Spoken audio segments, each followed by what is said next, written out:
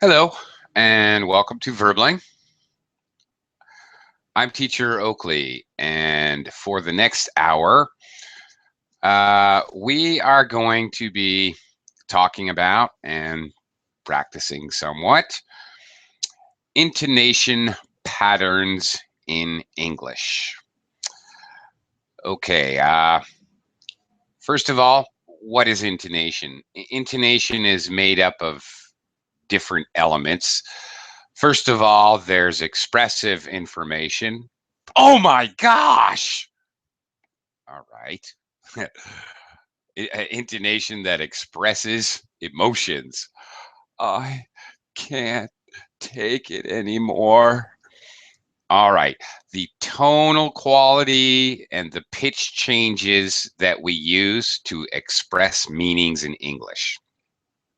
So sometimes we change our tone and pitch to express emotion. And I think that can be very obvious. If your mother's ever been mad at you, you know what that is. Uh, okay. Um, there's another element of intonation is what I call highlighting. In the same way that we highlight or stress a syllable or vowel sound in each word, we highlight different words within a sentence. This creates the rhythm of English language, the kind of up and down rhythm that you hear when people are normally talking. Um, okay, now we tend to especially highlight at least one word in each clause when we speak, each clause or sentence, to stress that word to make sure our listener knows that that's the important part. If we move that highlighting around, it can change meaning. Today, it's like this. Highlighting is like this, okay? I didn't say that. I didn't say that, meaning somebody else did. I didn't say that, meaning total denial.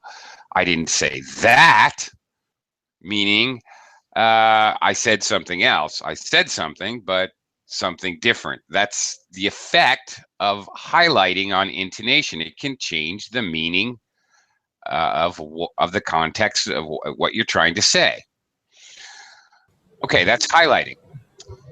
The third kind of basic element of intonation are intonation patterns. This is what we're going to be talking about and practicing today. Patterns in intonation are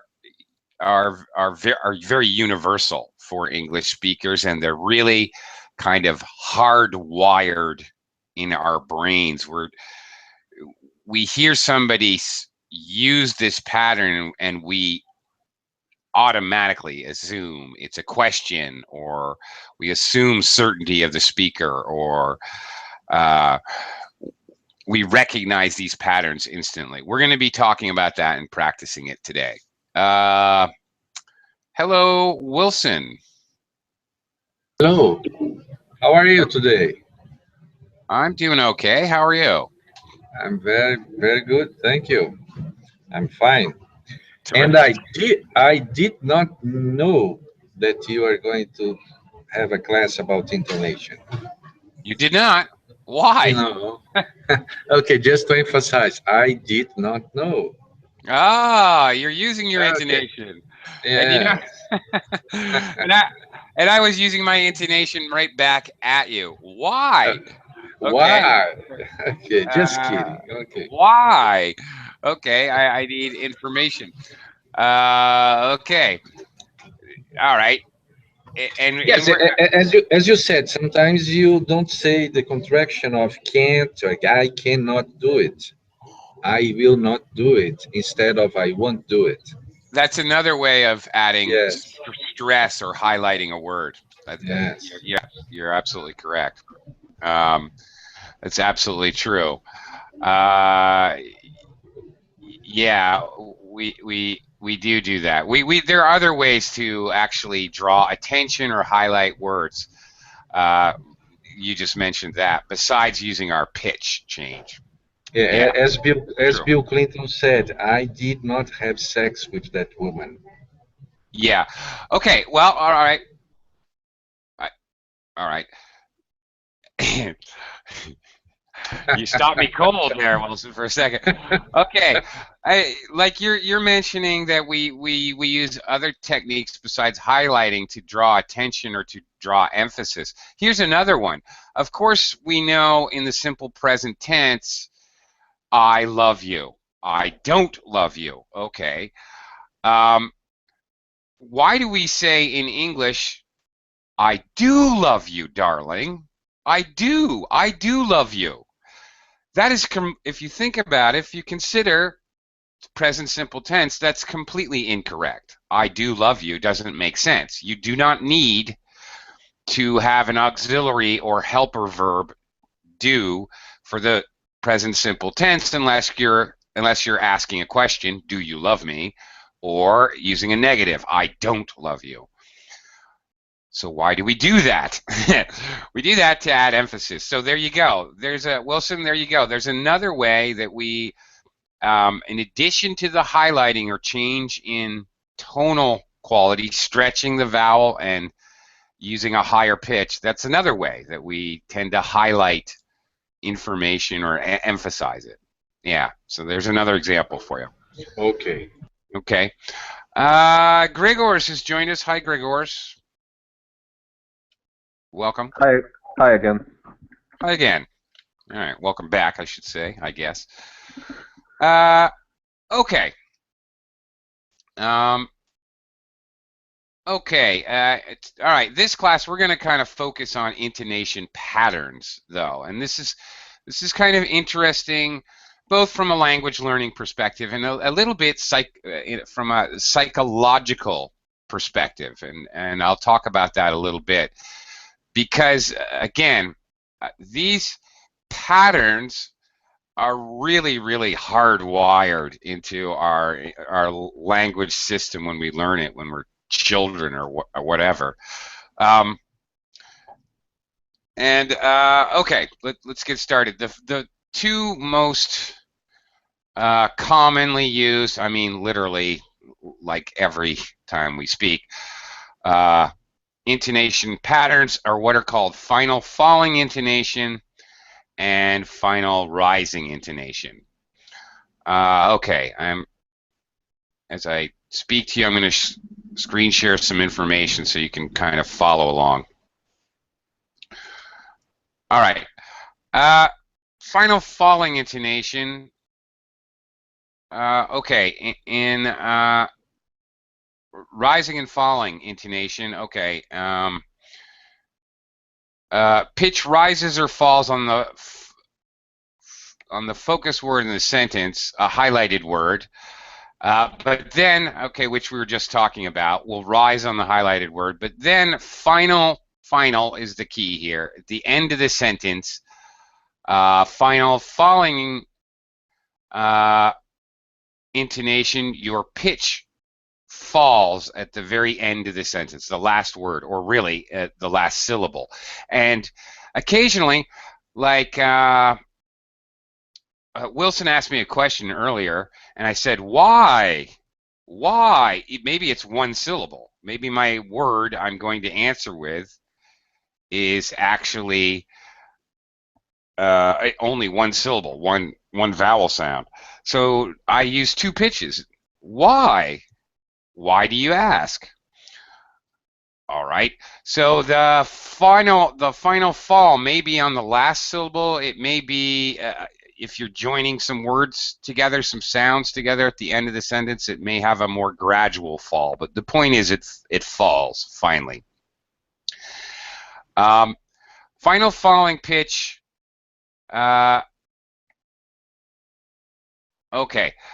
Final falling pitch indicates a number of things. All right. It indicates that the speaker is finished talking. It's also a signal that you're finished talking. By contrast, rising intonation, one type of hesitation device in English if you think about, for example, someone giving directions, when they have to think about, left or right or how many blocks or whatever, it's very common to hear a native speaker do something like, then you take a left on Spear Street, you go about 3 blocks, and when you get to the red light, you're going to want to take a right. You notice every time I'm thinking about the direction I'm going, I'm using rising intonation. I'm indicating I'm not done talking. Keep listening. Okay, so when I fall at the end, I'm done. Okay. It also indicates speaker certainty. All right. For example, it's going to rain. All right. Falling at the end. It's going to rain. If I say the same sentence with final rising intonation, it's going to rain. What happens there? Gregors, what's the difference when I use rising intonation? That will be changed, and in this case, that will be a question. Exactly. It shows I'm not certain. I'm basically asking you for a response because I don't know. Help me, Gregors, help me. Exactly. I need your help. I'm not certain. Yeah. One more question, because okay, it's working this way. When we falling pitch at the end, we are finished. We are certain something. Rising pitch at the end, it is a question. How sarcastic? How we can say it in a sarcastic way? Is there rules about it? Sarcasm. Okay. All right. Good question. Sarcasm is an interesting. Does interesting things to intonation. That's for certain. When we use sarcasm, I consider that more of expressive intonation. When I teach about sarcasm and intonation, I usually categorize that as a part of the expressive part of the equation. We often use more highlighting with sarcasm than really we're using as an expressive, and an explicit intonation pattern. For example, if I'm being sarcastic and somebody's dancing and I think their dancing is ridiculous and I want to be sarcastic, I might say, he's a great dancer. I'm still falling. He's a great dancer. I might even use a tag question. He's a great dancer, isn't he? Yes, but it can be based on the context because I'm seeing the guy is really a great dancer. I think it's okay. He's a Well, great dancer he's a indeed. great dancer. He's a great dancer. Yeah, but it's really exaggerated in sarcasm. More than would be normal. And then, of course, there's dry humor sarcasm, like British dry humor, where you can be extremely sarcastic, but you speak, if anything, exaggeratedly less intonation and less highlighting and less stress. He is a great dancer. Okay, British humor is full of this sort of dry humor, and that's called dry humor, by the way, where if anything, the actual highlighting and overdoing the intonation goes the other direction. It's way underdone. It's almost monotonal. It's hard to hear that, and frankly, even Americans sometimes do not catch the British dry humor because we're not as used to it. Americans tend towards the exaggerated higher pitch thing. It's interesting because sometimes, seriously, Americans don't get it. They just don't get it because they're not as used to it. It's interesting. Sarcasm is a kind of a different thing. I wouldn't really call it a pattern. I don't know. Maybe you could. I'm not certain. Okay. Anyway, I don't know if I really answered your question or if I just confused you, No, Gregors. no, you added some interesting things Yeah. about it. That's Okay. good answer. Thank you. Okay. Okay. Thank you. And another thing, final following intonation is used in statements and questions that require information. Uh, Basic usage in questions, we can use final rising or final falling.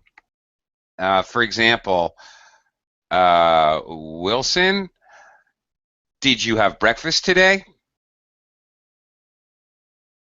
Did you have breakfast today? Okay, yes, I have. Ah, That, yes. All right. You see, I rise on today. Did you have breakfast today? Did questions and are questions that start with do or did or are, the verb to be, are yes or no questions. You usually end with final rising intonation that indicates you're looking for a yes or no answer. Final falling intonation, well, for example, Wilson, what did you have for breakfast?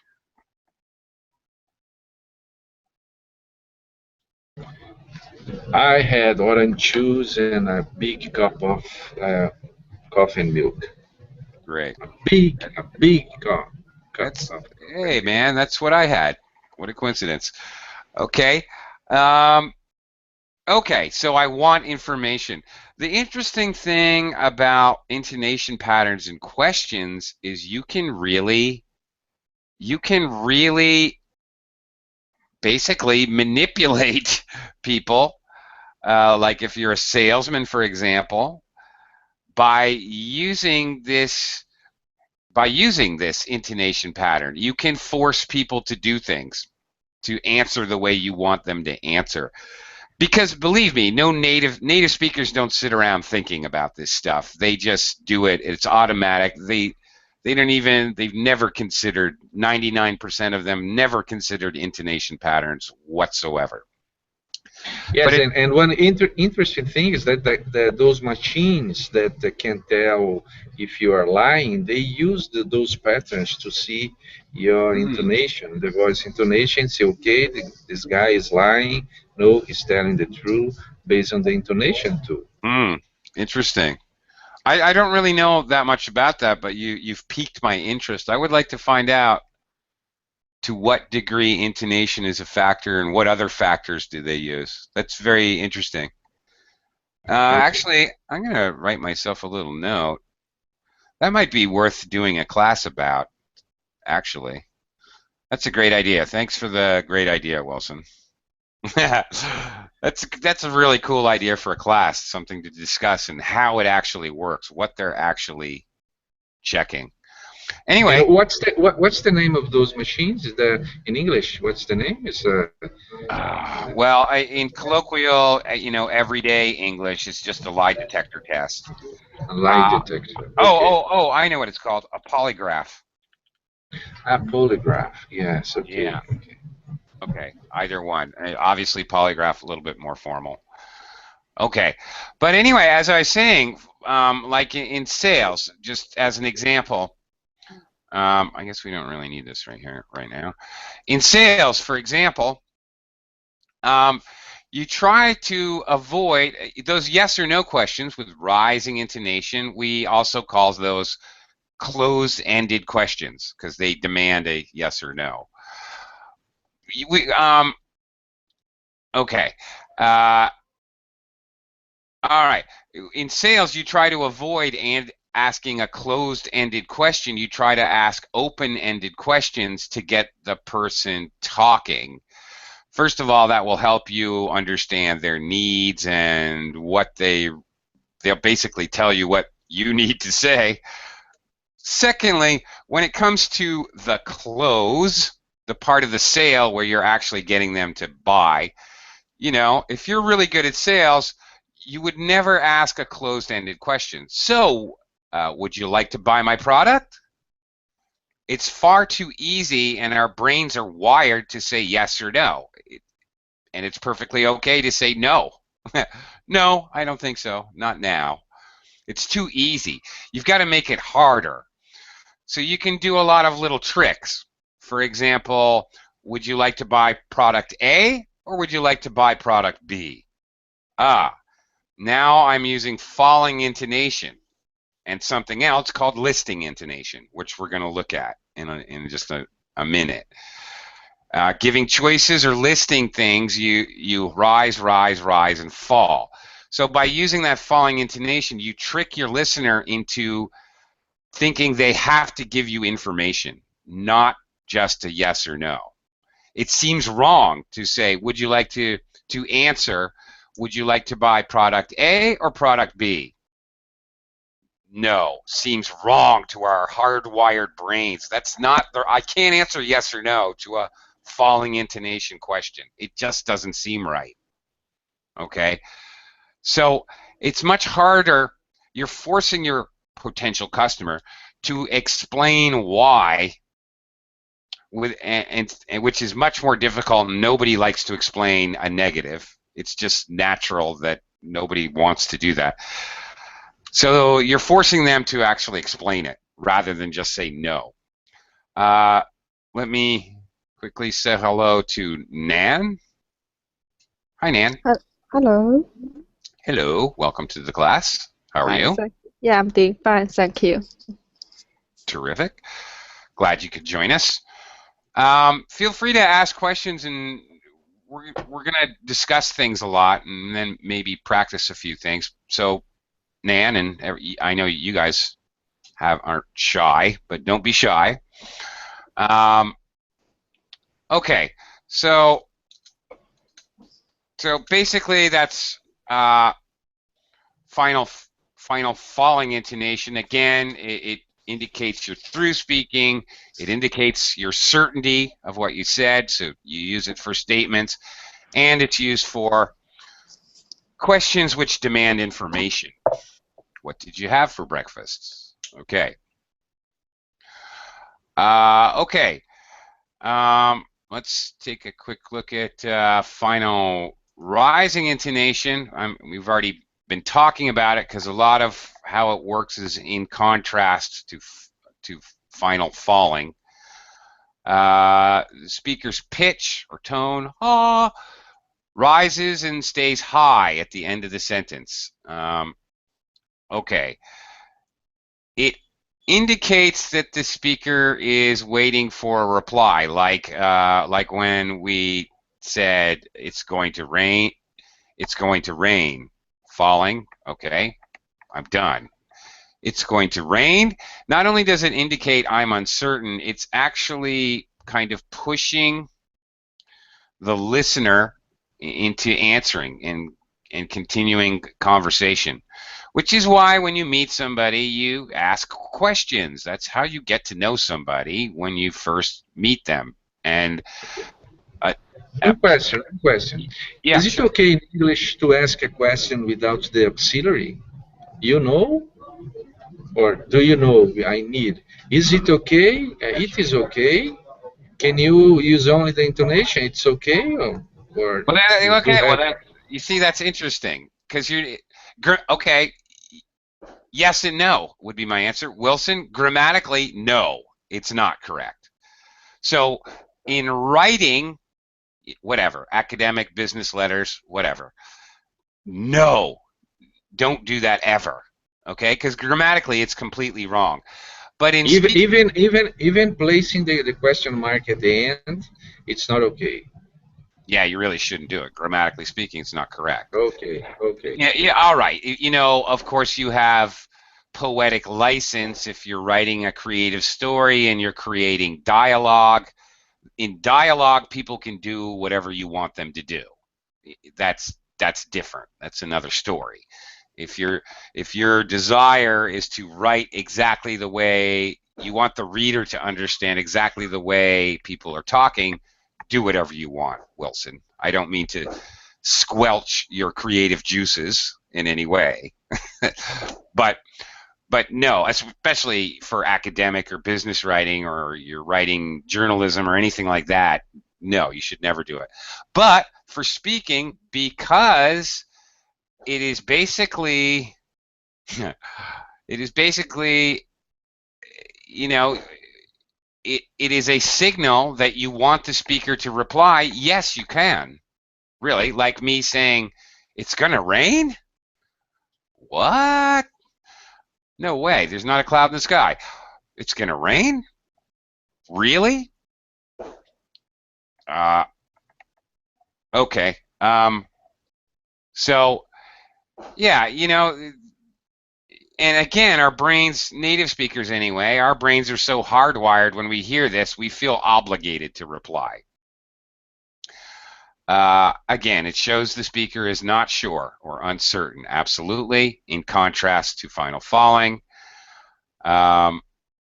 Okay. All right. It's used to present information the speaker is unsure of, or to ask yes, no, closed-ended questions. Or here is a different use.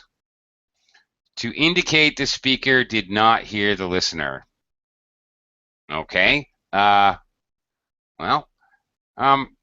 Nan, what would you say if you didn't hear me? If you couldn't hear me? Hi, I'm here. Hi. What do you say in English when you can't hear someone? If you can't hear me right now. Excuse me? Oh, look at that.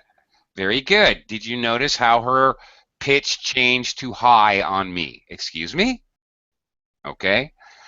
Grigors, what's another way we indicate we didn't? What's another, I'm talking about words. Word, sorry? No, Nan, I'm talking to Grigors right now. Sorry. Okay. Grigors? In my case, it's sometimes quite rude because if I didn't listen to something, I didn't hear something, I usually automatically I say what? It's like Right. That's actually probably the most common way in reality, in normal discourse. What? Right. Rising intonation again. Wilson, what might be another way you express that you didn't hear something? Maybe think, Wilson, a more polite way if you're trying to be really polite. I beg your pardon. Oh, excellent. Very nice, Wilson. Excellent. I beg your pardon. Okay. Even more informal than you guys were is the informal colloquial, huh? Okay, indicates you didn't hear what? Excuse me. It's a little more formal. All right. Great. Yes, and the Doesn't matter. huh and the huh is joined with the face expression. Huh? It's another way to Yeah, ask. Yes. that's absolutely true. Yes. Facial expressions. I don't know. Maybe that is an addendum, an addition, an add-on part of intonation. There's no question that facial expression enhances or works hand in hand with intonation. Absolutely. Broadly. And both with intonation patterns, with highlighting, and well, I shouldn't say both. Both is with two things. With intonation patterns, highlighting, and really especially with expressive intonation, emotional intonation. You're absolutely right. The body language and intonation go together, just through and through. Yes, even in internet you have the icons, okay, that tell what you're feeling without saying nothing. Just a small drawing saying, okay, it's not okay. Yeah, the emoticons, whatever emos, whatever you want to call them. Yeah, those are basically written intonation. That's how I think about those things. That's kind of what they are. They indicate, yeah, facial expression they use, but they're basically indicating that marriage of intonation and body language. Yeah, I agree. Again, earlier I demonstrated like giving directions. People will use a higher stretched vowel sound to show they're not done speaking yet. Or a kind of a special one is to show disbelief or surprise. This is kind of a very special, I don't know, intonation pattern and kind of a obviously expressive intonation. Okay. All right. We actually did all that. Oh, we did all that. All right. Again, asking for repetition. You didn't hear it. Doesn't matter if it's extremely informal or extremely formal. Okay. Wow, I was doing all this stuff while I was talking to you guys. Okay, what I wanted to show you is this. Here we go. All right. This is kind of a very special intonation pattern here. Beginning and rising intonation. It starts high, dips down in the middle, and then rises high. This shows surprise and or utter complete disbelief. Okay, let's see if we can have you guys try this out a little bit. Nan, let's now make believe you're gonna try a little bit of acting here, Nan. Sure. Okay. Okay. Pretend you're really surprised or you can't believe what you just saw. Imagine, for example, if I suddenly took off all my clothes and dropped the screen share. Oh, what would you say? Hmm. Oh my goodness. Oh my goodness. I bet you would say that. Yeah, I'm sure you would. Oh my goodness. Yeah. Okay. And there's a little bit of a hook at the end in this kind of pattern. Oh my goodness. And then I think Nan had it. You could hear how she went really high on good, but there's a little bit of a drop on Ness to use really final falling intonation, but it goes very high right before. It's like a drop rise thing. You go high and then there's a little hook, or it goes a little low. Yeah. Yeah. Yes, and as you said, there is the speed. You say, "Oh my goodness," the speed of the way. Speed. Yeah. Yes. Speed and the stretching of the vowel sounds, yes, are also used in intonation. Pacing or speed, and part of the pacing and speed is the stretching of vowel sounds. Okay, Gregors, let's imagine that you're totally astonished. Okay, sorry. What on earth are you doing? You sounded angry, Gregors. No. You're using a combination of okay, the surprise pattern, but also your angry intonation, angry expressive. Maybe I would try it and try to stop thinking that I'm angry. Okay. What on earth are you doing? Okay. All right. What on earth are you doing? Yeah, because usually when we try to, I first start thinking about it, because if we say what someone is surprised and doing, you shouldn't do. So I was thinking, okay, I had to be a little bit angry on somebody. Yeah. Gregors, you know what? I have to say something, and I don't, please don't be offended by this, okay? Okay. But an observation that you made me think. I know you're not angry right now. There's nothing for you to be angry about. Okay. I was kind of joking with you, but for English speakers, that kind of lower, slower pacing, actually indicates expressive intonation. It's not a pattern. Expressive indication. It indicates anger, controlled anger, not out of control anger is like your mother screaming at you at the top of her lungs. That's something different completely. But that low and slow, oh my God, I'm gonna kill him. You know what I'm saying? Yeah, I know. That indicates anger. And I have to tell you that for like Russians and Slavic language speakers, Eastern Europeans, they have kind of this it's kind of common for them to speak with this kind of kind of a little bit of a lower intonation, generally speaking. And for English speakers, that makes it sound like we always think Russians are angry all the time. And that may not be true at all. I've worked with a lot of Russians, and I know that's not true at all. But we get that impression because of what we understand intonation to be. Do you get my point? Yeah, I mean, I get because I heard it many times. For example, someone Uh, was told me that one person just speaking on the phone with somebody, and the question was, who was it? I mean, why did you argue with them? And he said, we didn't argue. We just talking on what we'll be doing this weekend. And it was like, wow. There you go. Okay. All right. I'm glad you understand exactly what I'm talking about because, I didn't want to offend you, but I think it's No, interesting and funny, you know. no, I mean, personally, because I try to when I don't practice regularly right now, reading and speaking, so I'm not very active on verbing.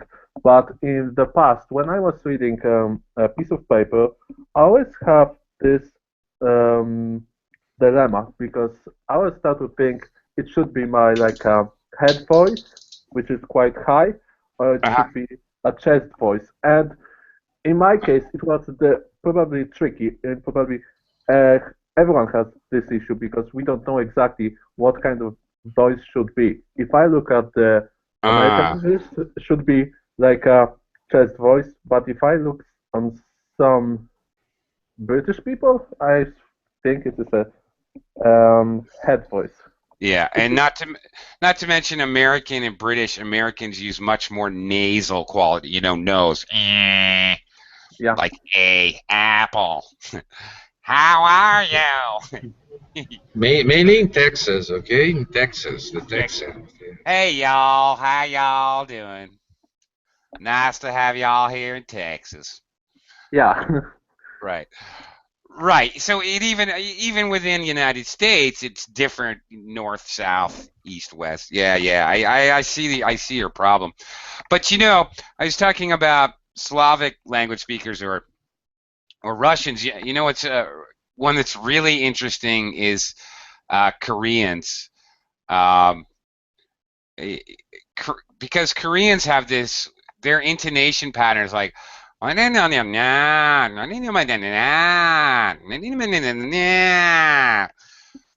so I've had many Korean teachers. I used to teach in a school with Koreans. I used to teach Koreans.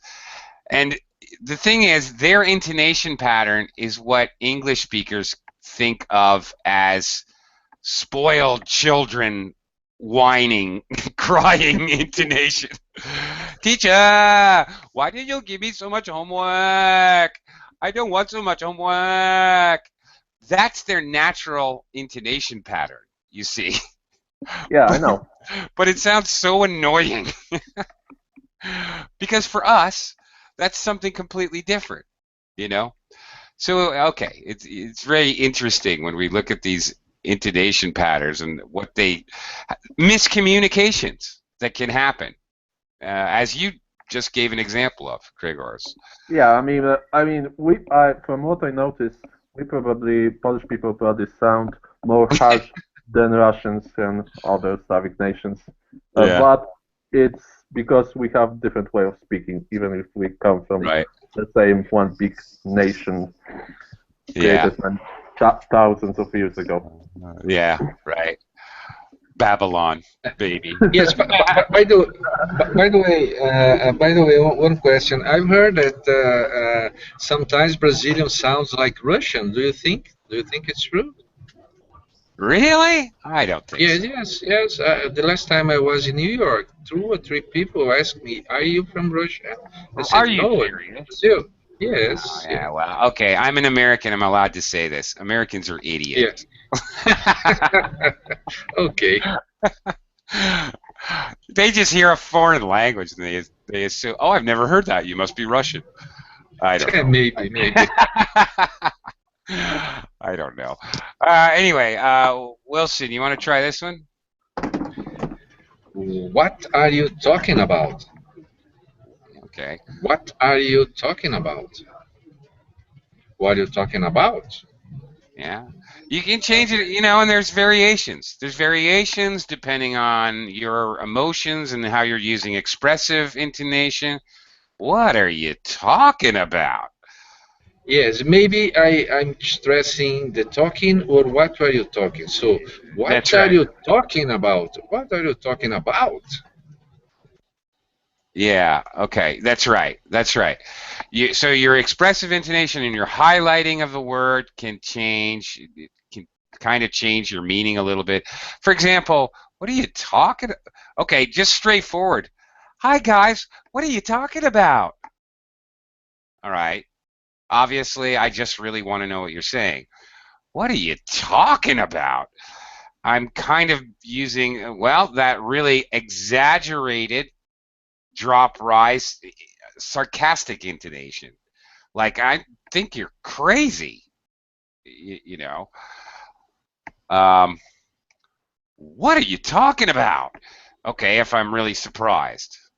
Right. So these little shifts in intonation definitely do things. Okay, let's talk about listing intonation for a minute. Okay, doesn't matter. Actually, there's a few academic speaking tests that actually purposefully get you to do this. The kind of speaking tests where they have you read something, like the TOEIC test, or I can't remember, one of the European tests. I don't remember. FCE, or I don't know which one. I think the Pearson test. Anyway, these tests that have you read something, they always give you a list.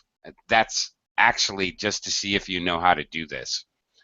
Doesn't matter if you're listing nouns, adjectives, entire phrases, numbers, whatever. It doesn't matter. You use listing intonation. It doesn't matter if you're giving a choice, using or to give a choice, or using and. The pattern to list things, the pattern is always the same. All the listed items, except the last item, have basically high pitch, high final pitch, I should say. The last listed item has final falling intonation. So, for example, let's give it a try. Nan? By the way, Hi, Nan, hi, hi. Nan, where are you from, Nan? Yeah, I'm from China. Oh, hi. Hi, Hi. Nan from China. Okay, Nan from China. Go ahead and read this one for me. Okay, How should you say this? okay. The winter months, December, January, and February. Okay, December, January, and February. Right. Okay. You had it. You did it correctly. That was good. But you can even exaggerate it slightly more, a little bit higher and a little bit lower on the listed items. But not bad. You basically you got it. Gregors, how about the second one? Okay. Would you like the chicken or the fish? Perfect. That was perfect. Okay, and now some entire phrases. Well, yes, phrases. That's right. Wilson, how about the last one? Okay, I like swimming in the ocean, hiking the mountains, and just relaxing at home with a good book. That was perfect. It's a Okay. Morgan Freeman way to say I like swimming in the ocean, hiking in the mountains, and just relaxing at home with a good book. Morgan Freeman, the actor, right? Yes, yes, yes. Yeah. I like his speech. Okay. Yes. Doesn't he do some speaking overlay work? I think he does, doesn't he? Like I mean overlay work, like I mean things like documentaries and things like that. Yes, yes. That's it. That's yes. Okay, all right. All right. So yes. Well, there you go. Okay, that's an interesting, that brings up an interesting point. Um, documentaries are an excellent way to hear, generally speaking, of course, are an excellent way to hear very good intonation, because they need to speak clearly, and also they need to really use like perfect pacing, rhythm, and intonation. It's very interesting because they're speaking calmly, no documentary voiceover, that's what it's called. Voiceover actor is going to be speaking hysterically. It's not like The Simpsons or something, but they have to use the virtually perfect pacing, enunciation, well pronounced, as well as intonation. So, okay. That's an interesting idea. You should listen to Morgan Freeman, and who's the other guy? There's a bunch of brothers. I really like his voice. I can't remember, but anyway, okay. There's another actor that does these voiceovers, and he's a comedic actor. He's really funny, but when he does these voiceovers for documentaries, his voice is incredibly soothing and trustworthy, and he's got a perfect voice. I can't remember his name though. Anyway, okay. All right, we can't talk about intonation patterns without talking about drop rise intonation. I like to call it, personally, you will never see this in a textbook, but I think of it as customer service intonation. This is the English intonation pattern that you hear when you walk into a store and the clerk says, hello, how can I help you today? Okay, drop rise, which is very fast drops and very fast rises in pitch change.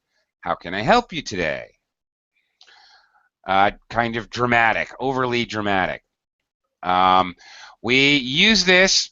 Now look, the sales clerk uses it. The customer just says, for example, at a shoe store, the customer just says, I'm looking for running shoes, size 8. They don't have to use it.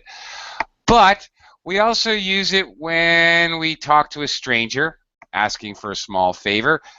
A native speaker, if he's talking to the waiter or waitress, might say, pardon me, miss, do you think I could get a glass of water, please? Same thing right there. Or if you meet somebody on the street and you need directions, this is the intonation pattern you use. Could you tell me how to get to the train station? Okay, so the natural intonation is exaggerated greatly, like all the way across the sentence, not just on a highlighted word, and the blending of high and low tones is very dramatic. It's very fast, sharper. Now, and I have to tell you that, okay, it would sound very strange if your friend or coworker or family used this in normal conversation. You would think they're crazy. It wouldn't sound normal at all. But for native speakers, when we expect to hear it, like we call customer service on the phone, and we don't hear it, we are instantly offended. We don't even know why we're offended. We're just offended. We get angry. We feel like we're being treated rudely. So, keep that in mind. You really, if you just walk up to an English speaker in London or New York or Melbourne and you just say, which way to the train station? They're going to be angry at you. They're not even going to know why they're angry at you, but they're going to be angry at you. So be careful out there. No, I mean, I get the idea because we have the same issue in Poland and probably in most languages. It was like, you answer me or something wrong will happen to you. It just works. Yeah, it seems like a threat. That's right. You better answer or you will regret it. Yeah, it seems like a threat. That's exactly it. Yeah, you hit the nail on the head, Gregors. You're exactly correct. That's exactly what it is. Okay. Well, okay. Try this one. This is I used to work in a customer service phone company, and this is what I had to say. In addition, I had to give my name, but other than that, yeah, okay. Nan, let's have you try out for customer service phone job. You want to try this one? Okay. Good afternoon. Thank you for calling member service. How can I help you today? Oh, I don't know. I don't know, Nan. Grigors, you try the same one. Let's see how you compare. Good afternoon. Thank you for your calling. No, sorry. Good afternoon. Thank you for your calling. Member services. How can I help you today? Okay, definitely better. You made a little mistake in grammar there. Thank you for your calling. You don't Sorry. need you don't need that possessive pronoun there. Okay. That was better. Nan, are you learning? Gregors is teaching him. Oh, I have no idea. Okay, well, okay. I want to hear how Wilson does. Give you guys a Yeah. Good see afternoon. Thank you for calling member service. How can I help you today? Okay. All right. Now, guys, listen to my professional customer service voice. Okay. Okay. All right. I need a little water. Good afternoon. Thank you for calling member services. How can I help you today? Okay. You say it over and over again, 50, 100 times a day. Thank you for calling member services. How can I help you today? All right. And like Wilson noted before, it also incorporates to some degree the speed thing, the pacing. You notice how I kind of use speed as well. Good afternoon. Thank you for calling member services. How can I help you today? All right. Nan, you want to try it again? Oh, I want to try again. Yeah, go for it. Good afternoon. Thank you for calling member service. How can I help you today? Oh, that was much better. Vast improvement. Okay, your training is going well, man. Okay, but all you guys, you keep saying service. It's services. All right? Services. We do more than one thing for you. It's plural. All right. Gregors, why don't you try the next one here? Oh, okay, that will be weird. Excuse me. Is this seat taken? That's fine. Can I try? Want to try again? Excuse me. Yeah. Is this seat taken? Okay. All right. Not bad. Not bad. A little low. Okay. Lower. Your pitch is a little low, in my opinion. But it's okay. Maybe you sound like you're sad or something. But No, I'm kind of joking with you. Wilson, you want to try this one? Yes. Excuse me. Is this seat taken? You sound like you're trying out for a musical or something, Wilson. Yes. Excuse me. Is this seat taken? Is this seat taken? Yeah, I think the Is this seat higher taken? rise on the seat, and then you'd start to fall down over here. Excuse me, Mm. is this seat taken? Is this seat taken? Okay. And remember, okay, it's a okay. Notice that this is a yes/no question. Is this seat taken? Taken. You're actually going higher on this ending because it's a yes/no question. All right. These are little hooks that we use. We put these just little right at the end of the sentence if we need to concern ourselves with the normal final rising or final falling intonation. We'll put a little hook in there. Is this seat taken? Taken. Real fast little hook. Is this seat taken? Okay. Last thing. We got 5 more minutes. So one other thing that that we need to talk about, maybe for just a minute here, are where the intonation gets a little weird and funky, are tag questions. Do you know what a tag? Does anybody here know what a tag question is? The question you do at the end of the sentence with "Did I? Have I?" Something like that. That's it. It's a okay. So, for example, how would you say this? Oops, I forgot the punctuation here. Got to have the punctuation. This is the main. It's a statement, and then what's called the tag part of the question, where you use the auxiliary in the tag. In this case, the verb to be. There is no auxiliary, so I just use the verb to be. Nan, how should you say this? It's a nice day, isn't it? You don't know, Nan? You're not sure if it's a nice day? It's a nice day. Yeah, okay.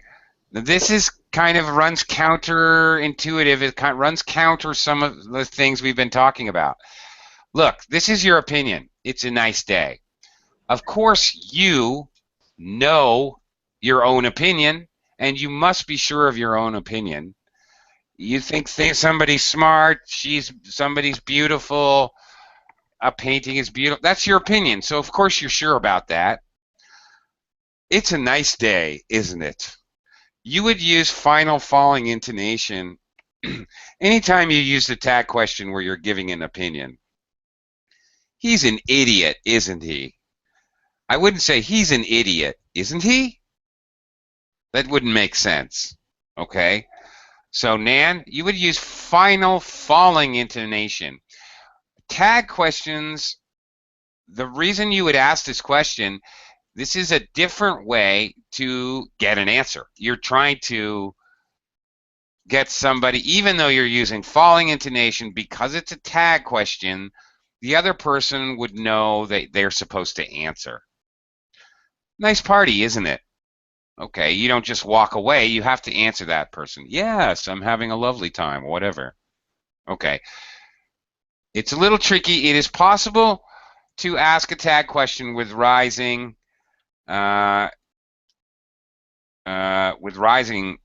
intonation. For example, okay, you can be not sure. He's a movie star, isn't he? I'm not sure if he is or not. He looks like some guy I saw in a movie.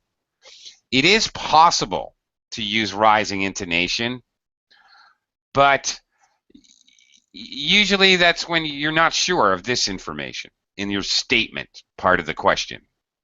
Okay? If your statement part of the question, it's beautiful, it's a nice day, is an opinion, then it's not very likely you're going to use rising intonation because, of course, you're going to know your own opinion, if you see what I mean. One question here. Could you say he's a movie star? Is he? You could say it either way. Okay, this middle one could use final falling or final rising. He's a movie star. Oh, is. No, isn't. Yes, is he? No. No, if you were going to do that, you would simply say, is he a movie star? You see? You wouldn't use a tag. A tag question has a positive tag, positive statement, negative tag. Or you can do it the other way. He isn't a movie star, is he? You see, negative statement, positive tag. Okay, one last one real quick here. We often use tags for the purpose of accusation. Gregors, how would you say this? Okay, you took my money, didn't you? Yeah, very good. Perfect. That was perfect. Falling intonation. Of course, you're going to use surety. In this way, these questions act more like statements. Tag questions you kind of treat like statements instead of like actual questions in reality. it would be sound changing the situation. You took my money, didn't you? It is like, yeah, I did it. So what? It sounds ridiculous. So what? Yeah, it sounds ridiculous, right? It sounds silly. Yeah. Right. So the overall, the idea is you treat tag questions kind of the way you do statements. If you're unsure, you use rising. If you're sure, you use falling. Sometimes we use tag questions. It's a nice day, isn't it? Just to keep the conversation kind of going, and that's it. Okay. We are definitely out of time. I've got to get going. Got another class to get to. Thank you very much, guys. Very interesting talking with you. We'll see you again real soon, I hope. Okay. Thank